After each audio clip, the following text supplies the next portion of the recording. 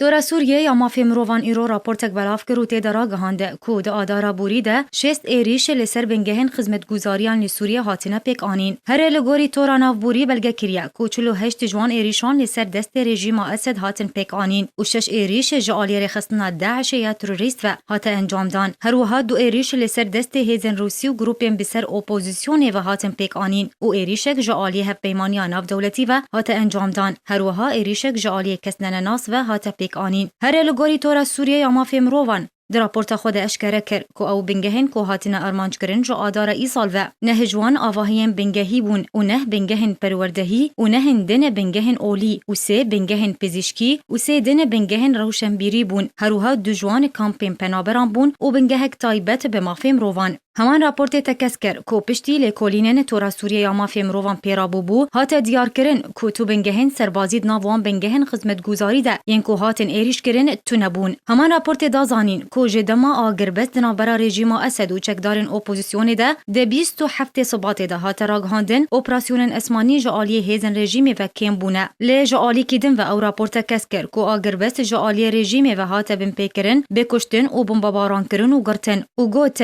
کو ارمانجا سرکه جوان راپورتن بلگکری اوه کو انجام درن بن پیکرین ورن زانین تا کو ورن سزا کرن. دورا سوریه یا مافی مروان دریا راپورت خود دا خواز جه انجمنا اولکاریان اف دولتی کر کو رژیم اسد پابندیه به جیب جی کرنا بریارا 21 و 39 بکه و شرمزار کرنا ارمانج کرنا بنگهن خدمتگزاری جعالی رژیم اسد و هروها قدغه کرنا به چک کرنا رژیم سوریه جبر کو بن پیکرنان دیاسای ناف دولتی و بریارن انجمنا اولکاریان ناف دولتی دکه.